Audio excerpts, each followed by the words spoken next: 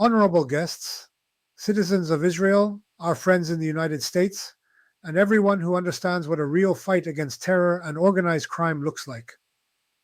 This week marked a dramatic turning point in the international arena. According to the reports and the information that has surfaced, President Donald Trump led a decisive operation in Venezuela that resulted in the capture and neutralization of Nicolas Maduro and the dismantling of a central component of a governing apparatus that for years functioned as an umbrella for terror, drug trafficking, money laundering, and covert weapons procurement. We must say the truth clearly. Venezuela under Maduro was not only a corrupt regime or a failed state, it became a financial and operational gateway for an empire of illicit activity through which money, weapons systems, jamming technologies, logistics infrastructure, and smuggling routes flowed. This infrastructure served, directly or indirectly, the Iranian Axis and the terror organizations it funds, Hezbollah, Hamas, and the Houthis. The context matters. When Iran is constrained by sanctions and restrictions, it seeks external arms, financial pipelines outside the system, logistical safe havens, passports, ports, banks, gold, oil, and front companies. Maduro provided the ideal environment for this. A combination of systemic corruption, control over state mechanisms, and the transformation of the black economy into a governing model. Then came the American operation, not merely a military move, but an action with one strategic objective, cutting off the operational link. When you neutralize the head of a system, a domino effect begins. Drug networks lose political protection, smuggling corridors lose operational cover, money laundering structures come under pressure, key contacts disappear, agreements between cartels and regime elements collapse. This is precisely the moment when a shadow empire begins to unravel. At this point, another dimension was exposed, one that is deeply alarming.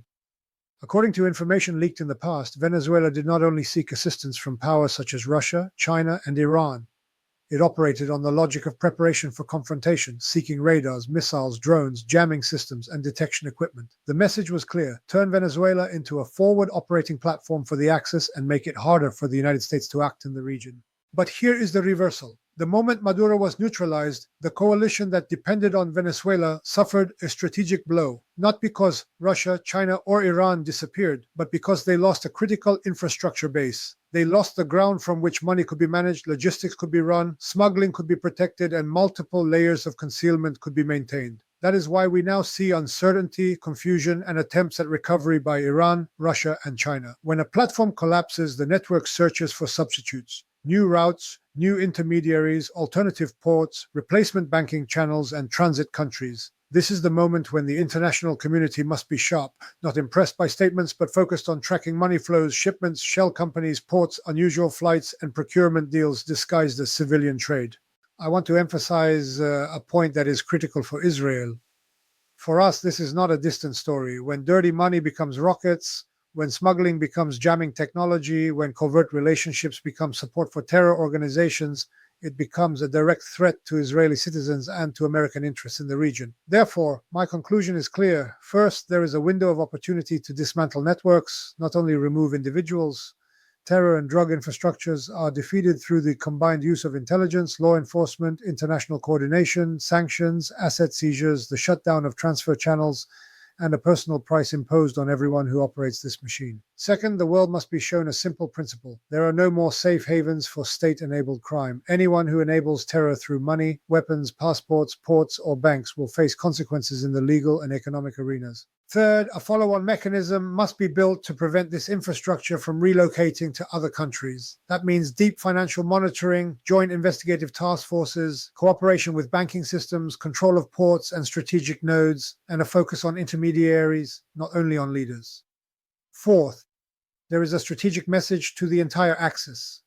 When you build a global system against democracies, you depend on weak points. Venezuela was a weak point. Today, it is no longer the same weak point, and that is exactly why we are seeing panic. I am Shmuel Shea, an entrepreneur and senior economic advisor to the Abraham Accords, and I say this clearly. The fight against terror does not end with speeches, and it does not end with slogans. It ends when you dismantle the economy of terror, when you dry up funding sources, when you break supply chains, when you cut off money laundering networks, and when you remove the state immunity that protects criminal infrastructure. This is the moment to continue with wisdom, strength, and precision, not to be dragged into provocations, not to be distracted by media noise, but to follow the facts, follow the money, and follow the infrastructure. Thank you.